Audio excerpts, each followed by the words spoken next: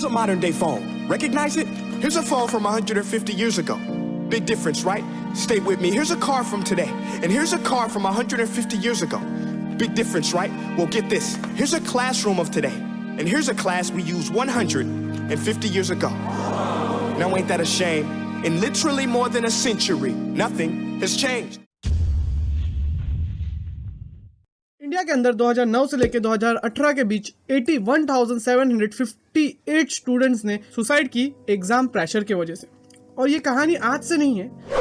जब से हमारा देश आज़ाद हुआ है, हमारा एजुकेशन सिस्टम इसी तरीके से चला है जो स्टूडेंट्स को एक एम्प्लॉय बनाने के ऊपर फोकस कर रहा है। तो ये कहानी आज से शुरू नहीं होती, आज से 200 से 300 साल पहले शुरू होती है। 1800 के समय पे ईस्ट इंडिया कंपनी इंडिया के अंदर आई थी और पूरे भारत पे अपना चंगुल फैलाने लग गई थी। और उनको एक बहुत बड़ी प्रॉब्लम हो रही थी भारत को रन करने के लिए, वो थी कि यहाँ के लोगों को कम्युनिकेशन नहीं कर पा रहे थे वो यहाँ के लोगों के साथ। और सेकंड प्रॉब्लम ये आ रही थी कि उनको ऐसे लोग चाहिए थे जो वहाँ के एडमिनिस्ट्रेटर को संभाल सके और वहाँ की लोकल लैंग्वेज भी जान सके। तो इसके लिए उन्होंने एक मास्टर माइंड पर्सन को इंग्लैंड से भारत में बुलाया, थॉमस मैकलॉय, जिन्होंने बहुत ही चालाकी से हमारा पूरा एजुकेशन सिस्टम को बहुत ही बुरी तरीके से डिस्ट्रॉय कर दिया। क्योंकि पहले के टाइम पे हमारा एजुकेशन सिस्टम बहुत ही अच्छी तरीके से चलता था जब अंग्रेज नहीं आए थे।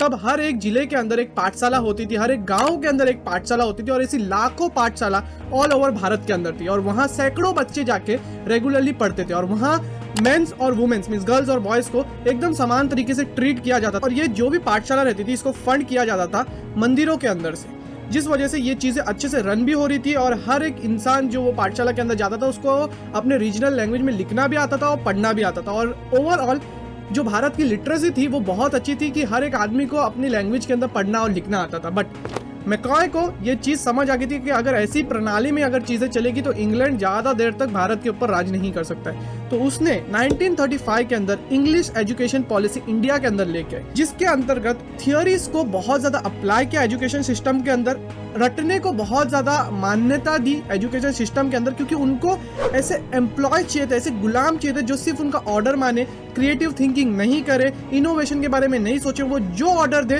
वो एक रोबोट के जैसा माने और वो चीज़ के ऊपर काम करे। और इस तरीके से एजुकेशन पॉलिसी को उन्होंने डिज़ाइन किया था, जिस वजह से उन्होंने 200 से भी ज़्यादा साल भारत देश के ऊपर राज कर पाए, हमारे लोगों का यूज़ करके, हमारे लोगों को मार के, हमारी पावर का यूज़ करके, हमें ही कंट्रोल करके, और हमारे यहाँ का सोना, हमारे यहाँ का जो भी चीज़ें हैं, प्रेशियस चीज़ें, वो इंग्लैंड में लेके गए। क्यों? क्योंकि उन्होंने ऐसे रोबोट बना दिए थे जो सिर्फ ऑर्डर सुनते थे और अपने दिमाग को सोचना बंद कर देते। और वही एजुकेशन पॉलिसी का नतीजा है जो हमारी नस नस के अंदर भराया गया है इतनी जनरेशन के अंदर कि आज भी हम इंग्लिश को प्रायोरिटी देते हैं। इंग्लिश हमारी मातृभाषा नहीं होने के बावजूद भी कई सैकड़ों करोड़ों लोग इंडिया के अंदर इंग्लिश बोलते हैं। मुझे पता है इंग्लिश के बहुत ज़्यादा फायदे हैं, इंग्लिश की वजह से हम सर्विस सेक्टर के अंदर बहुत तेज़ी से बढ़े, बट हमारी कल्चरल लैंग्वेज, हमारी रीजनल लैंग्वेज को हम धीरे धीरे भूलते जा रहे हैं। बट बाकी देशों ने ये चीज़ नहीं की है, बाकी देशों ने अपनी लैंग्वेज को भी प्रिजर्व करके रखा है। और यही है कि हम वेस्टर्न चीज़ों को, यूरोपियन चीज़ों को बहुत ज़्यादा मान्यता देते हैं। हम समझते हैं कि वो एकदम सुपीरियर है और हमारे यहाँ जो जो चीज़ें होती हैं, जो फेस्टिवल होते हैं, उसको हम कई तरीके से पिछड़ा हुआ समझते हैं। और ये चीज़ क्यों हुई थी? क्योंकि मैकलॉय ने ये चीज़ भारत के माइंडसेट के अंदर डाली थी। उन्होंने वो एजुकेशन पॉलिसी के अंदर इंग्लिश को एक प्राइमरी लैंग्वेज दिया था, जिससे जो भी वहाँ के लोग थे जो इंग्लिश बोलते थे उनको बहुत ही इज्जत से ट्रीट किया जाता था। वो ज़माने के ना ब्रिटिशर भी उनको थोड़ी बहुत इज्जत देते थे, जिस वजह से बाकी कम्युनिटी के अंदर लगता था कि ये बंदा इंग्लिश बोलता है तो मीन्स ये बहुत ही प्रेशियस लैंग्वेज है, ये अगर बहुत अच्छे से खाना खाता है, सूट बूट पहनता है, बहुत ही अच्छे से ड्रेसिंग सेंस है, यूरोपियन ड्रेसिंग सेंस है, तो ये बहुत ही एक अच्छा आदमी है, बहुत ही एक जेंटलमैन आदमी है। और वही चीज़ इतने सालों के अंदर हमारे अंदर लेके आई गई है। और वही चीज़, वही माइंडसेट 70 साल बाद भी चेंज नहीं हुआ है। हमारे एजुकेशन पॉलिसी में 3 बड़े प्रॉब्लम्स हैं जिसके बारे में हम डिस्कस करेंगे और उसके सोल्यूशन के बारे में भी डिस्कस करेंगे। तो एंड तक जरूर बने रहना क्योंकि बहुत ही एक इंपॉर्टेंट वीडियो है और मैं चाहता हूँ कि ये वीडियो आप ज़्यादा से ज़्यादा लोगों तक शेयर कीजिए। देखो, सबसे बड़ी प्रॉब्लम, पहली प्रॉब्लम ये है कि हमारे एजुकेशन सिस्टम के अंदर ना ही एजुकेशन है, ना ही सिस्टम है, सिर्फ पैसे कमाने की एक बहुत बड़ी मशीन लगी गई है। किंडरगार्टन से लेके पोस्ट ग्रेजुएशन तक हर एक जगह एजुकेशन को एक धंधा बना दिया गया है। अगर आप प्राइमरी स्कूल्स की बात करो, प्राइवेट स्कूल्स की बात करो, तो वहाँ आपसे मोटा मोटा पैसा लिया जाता है। उसके बाद अगर आप आगे पढ़ने चले गए, थोड़ा आगे तक 10वीं 12वीं तक करने चले गए, हाई स्कूल किया, तो वहाँ भी मोटा मोटा प्राइवेट स्कूल पैसा चार्ज करती है। उसके बाद तो रियल खर्चे शुरू होते हैं। अगर आप बहुत मेहनत करके अच्छे मार्क्स लेके आके हाई स्कूल में पास हो गए तो आपको 3 स्ट्रीम दी जाती है। पहली होती है साइंस, दूसरी होती है कॉमर्स और तीसरी होती है आर्ट्स। साइंस को बहुत ज़्यादा इज्जत दी जाती है। अगर आपने साइंस ले लिया तो भाई आप तो एकदम वो एरिया के एकदम मशहूर इंसान बन जाएंगे थोड़े समय के लिए। लेकिन वहाँ उतना ही पैसा लिया जाता है। अगर आप इंजीनियरिंग की बात करें तो वहाँ लाखों रुपए लिए जाते हैं। अगर आप मेडिकल की बात करें तो कहीं सीटें ही नहीं मिलती है, और कहीं मिलती है तो वहाँ सैकड़ों रुपए लिए जाते हैं। और जो भी हमारे गवर्नमेंट कॉलेज है उसकी बात तो हम आगे के प्रॉब्लम्स के अंदर करेंगे, लेकिन जो प्राइवेट कॉलेजेस है वो बहुत ज़्यादा पैसे लेते हैं साइंस की स्टडीज़ के लिए, और इस वजह से बहुत सारे बच्चे साइंस के अंदर एडमिशन ही नहीं लेते। अब आपने सोच लिया कि चलो साइंस नहीं, कॉमर्स में देखता हूँ, तो कॉमर्स में थोड़े समय तक आप पढ़ाई करोगे, बीकॉम करोगे, तो उस वजह से आपको एकदम नॉर्मल सी जॉब भी मिलेगी। तो अगर आपको और ज़्यादा अच्छा करना है, एक्सेल करना है, तो आप MBA के लिए जाते हो। और MBA के अंदर तो भाई हज़ारों रुपए से लेकर लाखों रुपए तक फीस जा रही है आज के डेट के अंदर। अब आप बोलते हो कि हमें वो भी नहीं करना, हम आर्ट्स करते हैं, तो आर्ट्स करोगे तो थोड़ी बहुत फीस कम है, लेकिन लोग आपको हल्के में लेने लग जाते हैं। तो एजुकेशन को ये लोगों ने एक बहुत बड़ा धंधा बना दिया गया है, जहाँ कॉलेज के एडमिशन फॉर्म से लेके एग्ज़ाम के पेपर तक हर जगह से आपसे पैसे लिए जाते हैं, पैसे वसूल किए जाते हैं। तो अगर आपको ऐसा लगता है कि पैसे की प्रॉब्लम यहीं खत्म होती है, तो यहाँ अभी भी एक विलन बहुत बड़ा आना बाकी है, जो है हमारे कोचिंग सेंटर्स। हमारे प्यारे कोचिंग सेंटर आपको बहुत बड़े बड़े सपने दिखाते हैं, 3-4 टॉपरों की फोटोआं लगा देते हैं। जो टॉपर्स पहले से पढ़ाई में अच्छा करते रहते हैं, जो 90% तो ऑटोमेटिकली बिना कोचिंग क्लासेस जाके लेके आ सकते हैं, उनको अपने कोचिंग क्लासेस में बुला के और थोड़ा गाइडेंस देके 95-96% लेके आते हैं और उनके पोस्टर लगाते हैं। कुछ 3 लोगों के पोस्टर लगा के वो 3000 लोगों को वही सपने दिखाते हैं, और ये सपने दिखा के आपसे हजारों लाखों रुपए हेट लेते हैं। तो ये एजुकेशन के अंदर जो मनी मेकिंग की प्रॉब्लम है, ये एक बहुत बड़ी प्रॉब्लम है, और ये जब तक सॉल्व नहीं होगी, बहुत सारे बच्चे अपने करियर को, अपनी एक्सपर्टीज को, अपने करियर को जो उनको पसंद है वो नहीं कर पाएंगे। चलो आपने पैसे खर्चा किए, बहुत ज़्यादा मेहनत की और पास हो गए, फिर भी आपको जॉब मिलना एक गारंटी नहीं है, क्योंकि इंडिया के अंदर 83% से भी ज़्यादा एजुकेटेड इंडियन अनएम्प्लॉयबल है, बिकॉज उनका जो स्किल सेट है वो आज के स्किल सेट से मैच नहीं करता है। और आज की कंपनीज को, आज के कॉर्पोरेट को ऐसे बंदे चाहिए जो 5 बंदे का काम कर सके, और हमारा जो ओल्ड एजुकेशन सिस्टम है हमें ऐसी चीज़ें सिखा रहा है जो एक बंदे का काम है वो 5 जन मिलके कर सके। तो ये ओनली डिग्री मेथड के अंदर पहली तो प्रॉब्लम है कि हमें सिर्फ थियोरी सिखाया जा रहा है, एक रटने वाला पोपट बनाया जा रहा है, प्रैक्टिकल्स के ऊपर ज़्यादा फोकस नहीं किया जा रहा है। सिर्फ रट्टा मारो रट्टा मारो रट्टा मारो, राजा के नाम याद करो, प्रजा के नाम याद करो, जंग के साल याद करो, बुड्ढों के बाल याद करो, और भी कितनी सारी इंफॉर्मेशन सिर्फ हमारे दिमाग के अंदर घुसाई जा रही है। और एक रियल सी बात यह है ना कि हमारा ब्रेन जो है ना वो याद करने के लिए नहीं, प्रोसेस करने के लिए बना हुआ है, क्योंकि आज के दिन तो यार गूगल आ गया है, इन्फॉर्मेशन आपकी उंगलियों के ऊपर है। तो ये चीज़ें याद करने से अच्छा हम कुछ प्रैक्टिकल चीज़ों पे, कुछ ऐसी क्रिएटिव थिंग्स के ऊपर वर्क करें जो फ्यूचर के अंदर हमें बहुत ज़्यादा महत्व दे।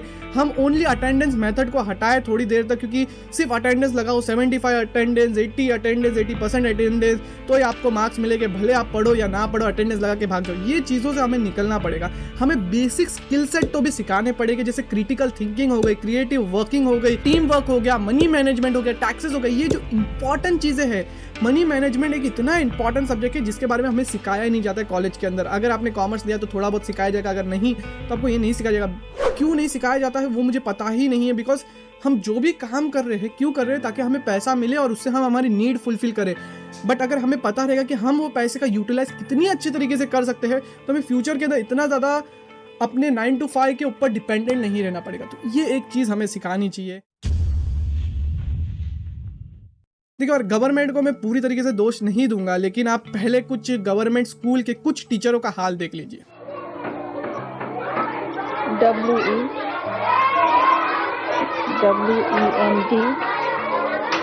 WENDAY। इसके अपोजिट ऐसे कुछ अच्छे टीचर भी हैं जो बहुत ही इनोवेटिव तरीके से रूरल एरियाज के अंदर पढ़ा रहे हैं। नो डाउट बहुत अच्छे टीचर है, बट इनकी जो संख्या है वो बढ़नी चाहिए, बिकॉज जो मैं पहले बताया जो टीचर जैसे टीचर है उनकी संख्या बहुत ज़्यादा तादाद में है, क्योंकि गवर्नमेंट जॉब के अंदर आप काम करो या ना करो बस पैसे मिल जाते हैं। बहुत सारे गवर्नमेंट एम्प्लॉय का माइंडसेट रहता है, और ये माइंडसेट बहुत ही ज़्यादा खराब है। और ऐसे बहुत सारे माइंडसेट के लोग हैं जिनका माइंडसेट चेंज करना पड़ेगा। गवर्नमेंट को कुछ इनिशिएटिव लेके आने पड़ेंगे। रूरल एरिया के अंदर अभी भी स्कूल्स जो है वो अंडर डेवलप है, बहुत सारे स्कूल अंडर डेवलप है। बहुत सारे स्कूल्स के अंदर तो बाथरूम ही नहीं है, सैनिटेशन की तो कोई वेज ही नहीं है, ब्लैक बोर्ड नहीं है, बैठने के लिए बेंचेस नहीं है। बहुत सारे स्कूलों का हाल है। कोई स्कूल में है तो टीचर्स ही नहीं है, क्वालिफाइड टीचर्स ही नहीं है, तो क्या पढ़ाएंगे। तो वहाँ से लोगों को भाग भाग के शहरों के अंदर आना पड़ता है ताकि उनके बच्चों को अच्छे एजुकेशन मिले। तो इसके ऊपर गवर्नमेंट को वर्क करना पड़ेगा। तीसरा है कि पैंडेमिक ने बहुत ही बुरी तरीके से रूरल एजुकेशन की पीठ तोड़ दी, रूरल के अर्बन की भी तोड़ दी। बिकॉज बहुत सारे बच्चे बोलते हैं कि आपने पढ़ा तो ऑनलाइन दिया, बट एग्जाम ऑफलाइन ले रहे हो। ऐसा हो रहा है कि पबजी हम खेल रहे हैं और आप हमको जंग पे भेज रहे हो, रियल जंग के ऊपर। ऑनलाइन के साथ ऑफलाइन के ऊपर भी बहुत ज़्यादा वर्क करना पड़ेगा एजुकेशन सिस्टम के अंदर। और पेंडेमिक ने तो चलो अर्बन एरिया के अंदर कुछ ना कुछ करके बहुत सारे ऑनलाइन अच्छे अच्छे टीचर्स आए जिन्होंने पढ़ा दिया, बट रूरल के अंदर बहुत ज़्यादा प्रॉब्लम है बिकॉज बहुत सारे बच्चों के पास आज भी इंटरनेट कनेक्शन नहीं है, आज भी अच्छा मोबाइल नहीं था। अब एक चीज़ मैं आपके साथ और डिस्कस करना चाहूँगा कि ये एक बहुत ही ओल्ड मेथड है टीचिंग का कि एक टीचर आता है, बहुत सारे बच्चों को पढ़ाता है, बट एक चीज़ आपको समझनी है कि हर एक बच्चा सेम नहीं होता है, हर एक बच्चे की कैपेबिलिटी सेम नहीं होती। Albert Einstein once said, everybody's a genius. But if you judge a fish by its ability to climb a tree, it will live its whole life believing that it is stupid. तो मैं solution के लिए आपके साथ 3 main point को discuss करना चाहूंगा। पहला पॉइंट है कि इंटरनेट इम्पैक्ट। इंटरनेट जब से आया है ना, इसने पूरा गेम ही चेंज कर दिया। ऐसे बहुत सारे इनिशिएटिव हुए हैं, ऐसे बहुत सारे लोग आए हैं जो बहुत ही अच्छी तरीके से एजुकेशन जो है लोगों को पहुंचा रहे हैं। जैसे आप देख सकते हो खान एकेडमी हो गया, ऑनलाइन कोर्सेज हो गए जो 200-300 से 2000 के अंदर बहुत ही अच्छा स्किल सेट जो है वो आपको प्रोवाइड करते हैं। तीसरा यूट्यूब हो गया जो फ्री के अंदर करोड़ों चीज़ें आपको सिखा रहा है। कोर्सेरा हो गया, स्किल शेयर हो गया, जहां आपको अनगिनत चीज़ें सिखाई जा रही है बहुत ही कम पैसे में। इंडस्ट्री रेलेवेंट स्किल सेट आपको सिखाया जा रहा है।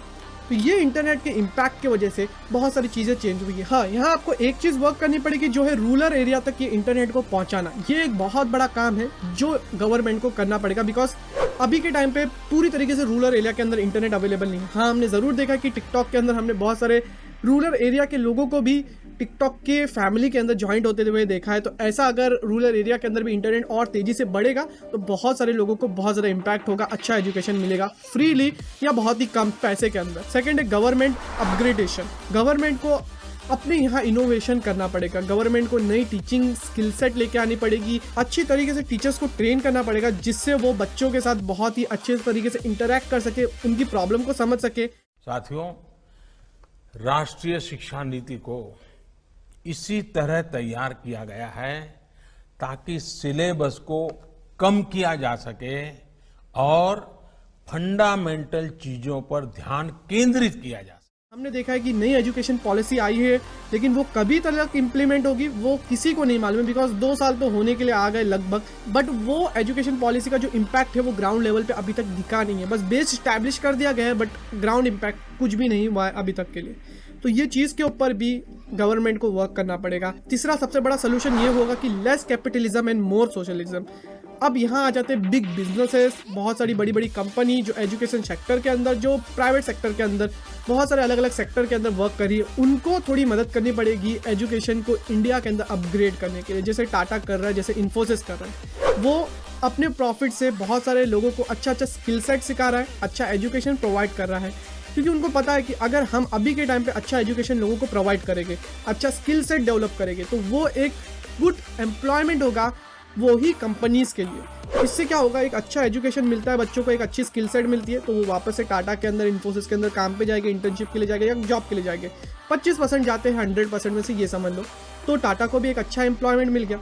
अब टाटा उसके वजह से अपनी सर्विस को और ज़्यादा अच्छा बनाएगी, अपने बिजनेस को और ऊपर लेके जाएगी, जिससे ऑटोमेटिकली प्रॉफिट होगा, जिससे वो बच्चों को भी अच्छी सैलरी मिलेगी, जिससे उनका घर बार बहुत अच्छे से ऊपर जाएगा। वो वजह से और ज़्यादा इंडिया को टैक्सेस मिलेगी, क्योंकि यहाँ का बिजनेस अपग्रेड हो रहा है तो टाटा भी टैक्सेस भरेगा। तो इस वजह से एक विन विन सिचुएशन का सर्कल क्रिएट हो जाता है जो हर एक को फ़ायदा पहुँचाता है। तो यहाँ आपको लेस कैपिटलिज्म और मोर सोशलिज्म करना पड़ेगा, जिससे उनको भी फ़ायदा होगा, कंट्री को भी फ़ायदा होगा और एक इंडिविजुअल लेवल पे एक बच्चे को भी फ़ायदा होगा। तो ये एक टोटली सबका साथ सबका विकास वाली सिचुएशन है, जिसके ऊपर गवर्नमेंट को इंडिविजुअल लेवल पे हम सबको और एज अ बड़े लेवल पे कॉर्पोरेट को भी वर्क करना पड़ेगा। तो विश करता हूँ ये वीडियो आपके लिए इन्फॉर्मेटिव रहेगा। अगर आप जानना चाहते हो कि फ्यूचर में कौन सी स्किल रेलेवेंट रहने वाली है तो एंड स्क्रीन पे मैं वीडियो दे दूंगा। तो ऐसे ही बिजनेस, फाइनेंस और सोशल प्रॉब्लम के रिलेटेड वीडियोस के लिए जल्दी से चैनल को सब्सक्राइब कीजिए। तभी तक के लिए जय हिंद।